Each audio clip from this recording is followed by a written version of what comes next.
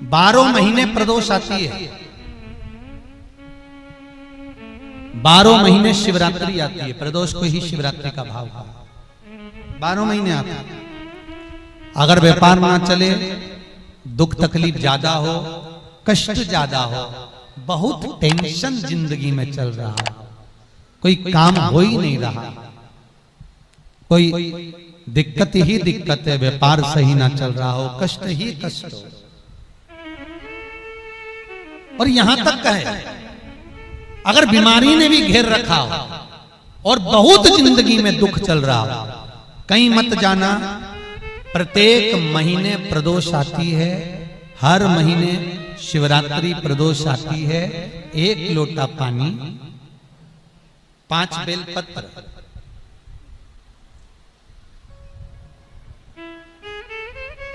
5 बेलपत्र, 1 शमी पत्र, 1 शमी पत्र, 5 बेलपत्र तांबे के लोटे में जल में डाल लीजिए। 7 दाने अक्षत के, आखे अक्षत के डाल लीजिए। और प्रदोष काल में, प्रदोष काल जो शाम का समय होता है, प्रदोष काल में भगवान शंकर के मंदिर जाकर पांव में चप्पल पहनकर ना जाइए। घर में घी का दिया लगाकर कलश लेकर शिव के मंदिर में चले जाइए। शिव मंदिर में दिया नहीं लगाना है, आपको केवल घर में दिया लगाकर जाना है। और शंकर जी के मंदिर में वो ऐसा कैसा ही पानी पूरा उंडेल कर डालकर शिवलिंग पर आ जाइए। झोली पसार कर प्रणाम करिए। शंकर की देहली पर 2 मिनट बैठकर ओम नमः शिवाय का स्मरण कर लीजिए। ओम नमः शिवाय भी आपको बोलना बताया था कि सौभाग्यवती नारी स्त्री नमः शिवाय ओम बोले और पुरुष ओम नमः शिवाय। अगर पति और पत्नी दोनों बैठकर जाप कर रहे हैं तो दोनों ओम नमः शिवाय बोल सकते हैं। पर नारी अगर अकेले बैठकर स्मरण कर रही है तो नमः शिवाय ओम।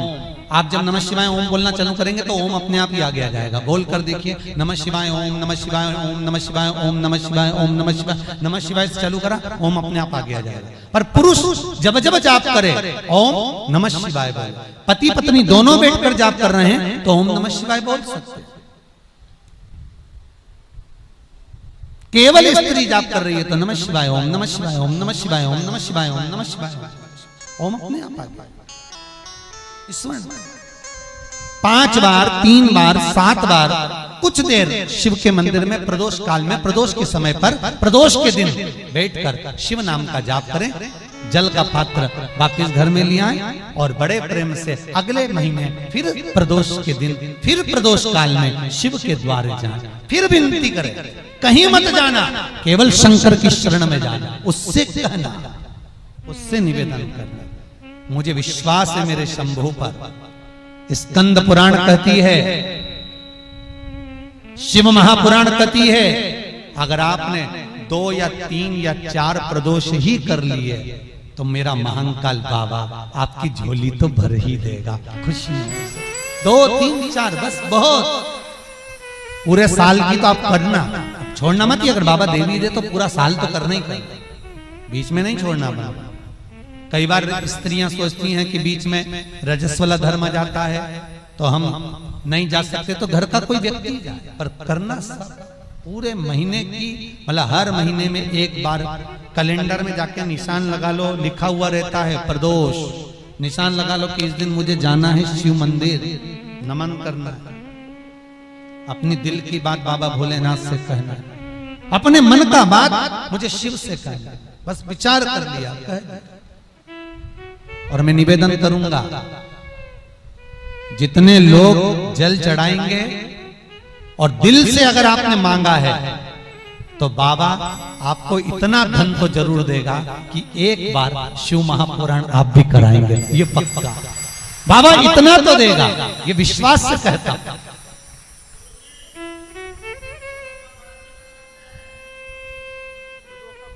हाँ, आपका मन है करना हो तो करो, नहीं तो यहाँ तो हमारे यहाँ तो शिव महापुराण की कथा कहती है, तुम्हारा भाव पड़े वैसा करो। पर प्रदोष का जो नियम बताया है, शंकर का अनुमोदन जो बताया है वो कर सकते।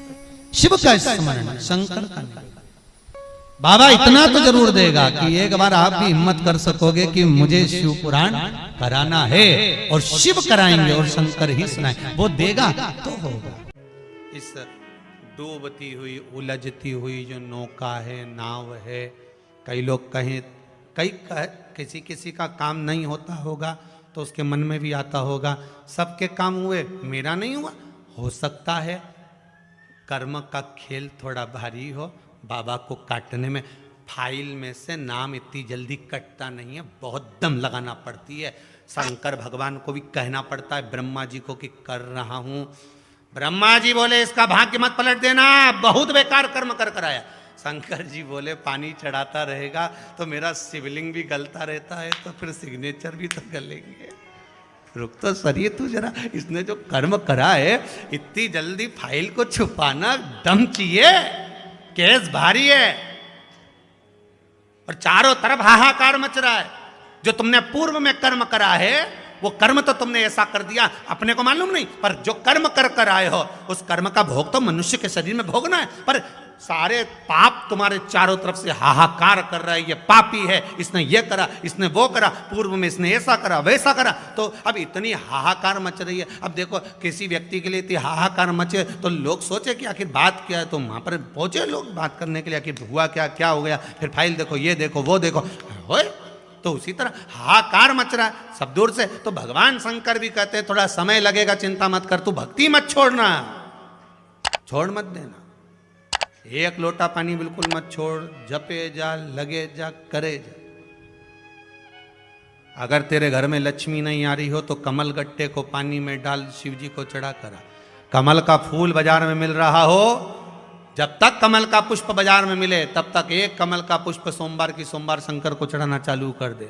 सोमवार को नहीं चढ़ाए तो प्रदोष को चढ़ा, पर शंकर की भक्ति कर। और कमल का फूल ना मिले तो कमल गट्टा पानी में डाल, उस पानी को शंकर पर चढ़ा, पर चढ़ा देख। क्योंकि शिव के चरणों में रहने के लिए माता ख्याति ने लक्ष्मी देना चाहिए, और लक्ष्मी जी को भगवान शंकर ने नारायण को दे दिया। अगर वही कमल के पुष्प पर लक्ष्मी का निवास होता है, इसलिए दीपावली पर कमल का फूल शिव जी को, भगवान माता लक्ष्मी को समर्पित होता है। कमल का पुष्प मेरे भगवान विष्णु ने शंकर भगवान को सावन के महीने में 108 दिए थे। वो पुष्प का फल इतना मिला कि भगवान विष्णु को सुदर्शन चक्र मिल गया था। सुदर्शन चक्र किसका था? भगवान शंकर का। वो चक्र भगवान विष्णु को दिया। ले लो, तुमने कमल के फूल चढ़ाए 108, ये कमल का पुष्प चढ़ाने का फल ये कि अपना सुदर्शन चक्र तुमको देता हूं, दुष्टों का संहार करना ये आपको देता हूं। भगवान विष्णु सुदर्शन चक्रधारी हो गए। केवल कमल का पुष्प चढ़ने से भगवान नारायण को लक्ष्मी प्राप्त हो जाती है, इसलिए लक्ष्मी जी की प्रियता कमल का पुष्प है। वो कमल के पुष्प का जल, कमल का जल या कमल गट्टे का जल शंकर पर आप प्रदोष की प्रदोष, सोमवार की सोमवार। नहीं आ रही ना लक्ष्मी, पैसा नहीं आ रहा, अब आपने सब दूर माथा टेक लिया, चढ़ाना चालू करो। एक कमल गट्टा पानी में डालो, उस पानी को शिव जी को चढ़ाओ, चढ़ाइए। मिल जाए कमल का फूल, जब तक मिल रहा है, अभी ठंडक में तो मिल ही जाता है, कमल का पुष्प मिले, मंगवा लिया, चढ़ा दिया। सोमवार की सोमवार, नहीं तो प्रदोष की प्रदोष चढ़ाओ। 5-6 प्रदोष करके देखो, कहीं सीवर वाला महाराज झूठ तो नहीं बोल रहा, देखने में क्या जाए। ना सीवर वाला महाराज कहीं जा रही है, ना तुम कहीं जा रहे हो। आ जाना वापिस सही कुबेरेश्वर धाम। तो चढ़ाओ, शिव की आराधना करो, शंकर की भक्ति करो, और एक दृढ़ता से करो।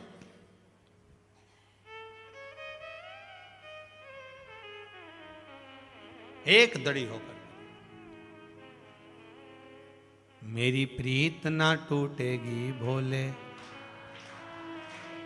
भोले बाबा से, शंभू बाबा से, मेरी प्रीत ना टूटेगी भोले। कोई रोक के बताए, कोई टोक के बताए, अभी पालानी पड़ा है भोले बाबा से।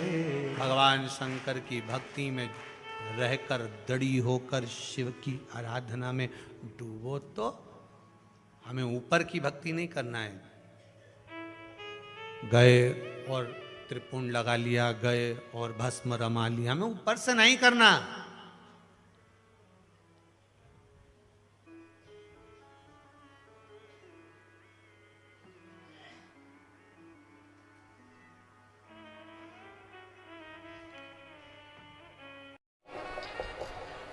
प्रदोष का इंतजार भी मत करा करो कि प्रदोष का दिन आएगा या प्रदोष का दिन आएगा तो हम गला पकड़ रहा है बाबा। प्रदोष का दिन आएगा तो हम भगवान शंकर को प्रदोष के समय में, शाम के समय पर हम बेलपत्र, शमी पत्र, चावल समर्पित करेंगे। आप तो प्रयास करा करो। कभी अगर मौका मिल जाए तो प्रदोष काल में, प्रदोष के समय पर एकांतेश्वर शिवलिंग मिल जाए, कहीं एकांत में कोई शंकर भगवान का शिवलिंग मिल जाए, एक बेलपत्र लो, उसके ऊपर एक शमी पत्र रख लो, एक चावल का दाना रख लो, अपने मन की बात बाबा से कहकर श्री शिवाय नमस्तुभ्यम बोलकर शंकर भगवान की अशोक सुंदरी वाली जगह पर स्पर्श कराकर वही शमी पत्र, वही अक्षत का दाना, वही बेलपत्र शंकर भगवान के शिवलिंग पर उसको समर्पित कर दो। समर्पित करते समय ये जो डंडी का मुख है, ये जहां जलाधारी होती है, पानी बहता है, उस ओर डंडी का मुख होना चाहिए। जिधर पानी बह रहा है उधर से करो।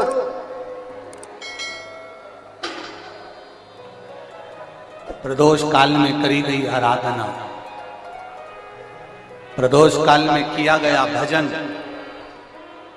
केवल प्रदोष के दिन ही नहीं, प्रदोष काल में कभी भी शंकर को याद करो। वैसे तो शंकर भगवान को याद करने के लिए कोई समय निश्चित नहीं किया गया कि इस समय शिव जी को याद करना। मौत का और महाकाल का आने का समय कभी निश्चित नहीं होता।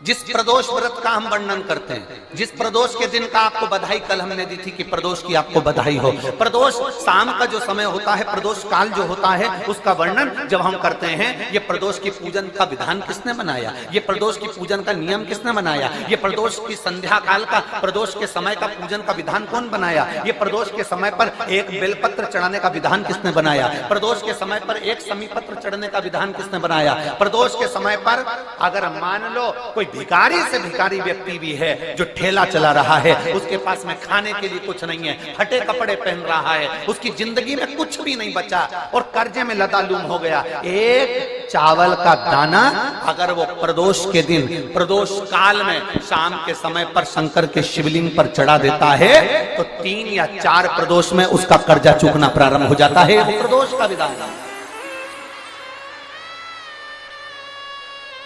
इतना ये प्रदोष का वर्णन करा किसने, इतना प्रदोष की महत्वता बताई किसने,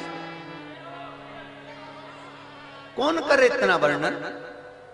अगर प्रदोष की महत्वता बताने वाला कोई है, इसीलिए मेरे शंकर भगवान माता सती को लेकर कुंभज ऋषि के यहाँ, अगस्त ऋषि के यहाँ कथा सुनने के लिए गए थे, क्योंकि उनके बराबर कोई शंकर के महत्व को बता नहीं सकता और प्रदोष के महत्व को नहीं बता सकता। सती मैया को प्रदोष का महत्व बताने के लिए शंकर सती जी को लेकर कुंभज बाबा के यहाँ गए थे, अगस्त ऋषि, कि प्रदोष के महत्व को तो जानो सती, तुम प्रदोष के महत्व को तो सती जानो, तुम प्रदोष के महत्व को तो सती पहचानो कि प्रदोष का महत्व क्या होता है, प्रदोष काल का महत्व क्या होता है, प्रदोष के समय का महत्व क्या होता है। जिस समय पर सूरज डूब रहा हो, चंद्र प्रकाशित हो रहा हो, दोनों का मेल हो रहा हो, ना तो पूरा सूरज डूबा है, ना पूरा चंद्र आया है, ना पूरा अंधेरा है, ना पूरा उजाला है, उस समय को प्रदोष काल कहा गया, उस समय को प्रदोष का समय कहा, प्रदोष काल कहा। अब कई लोग हमसे कहते हैं गुरुजी आप हमको प्रदोष का समय बताया करो कि प्रदोष काल किसको कहते हैं, प्रदोष का समय किसको कहते हैं। अब एक बात हम आप सबसे कहना चाहते हैं, जितने लोग आस्था चैनल पर सुन रहे हैं, जितने फेसबुक यूट्यूब पर सुन रहे हैं और जितने रेवाड़ी की इस पवित्र धरा पर कथा को सुन रहे हैं, आप सबसे एक बात कहना चाहेंगे, अगर हम समय देखकर बताएं आपको कि शाम को 6 बजे, 6:30 बजे, 6:30 पे लेकर 7:30 के बीच में ये समय है, या 5:30 से लेकर 6:30 तक का ये समय है, या हम तुमको बोल दें कि इतनी बजे ये समय प्रदोष काल का रहेगा या इतनी बजे ये समय रहेगा, तो देखिए कभी कभी ठंड का समय आता है तो दिन जल्दी ढल जाता है। कभी कभी गर्मी का समय रहता है तो दिन बहुत लेट ढलता है। इसलिए समय की गणना से मत चलो, आप तो ये अंदाजा लगाकर रखो कि दिन ढल रहा हो, अंधेरा होना शुरू हो रहा हो, सूरज डूब रहा हो, चंद्र प्रकाशित हो रहा हो, अंधेरा अपना काम कर रहा है, सूरज ढलता जा रहा है, दिन कम होते चले जा रहा है और अंधेरा थोड़ा बढ़ते चले जा रहा है। इन दोनों का जो मिलन का समय हो, अब वो कितनी भी बजे, आप तो बस उसके मिलन का समय निकाल लो, वही समय प्रदोष काल कहलाता है, वही समय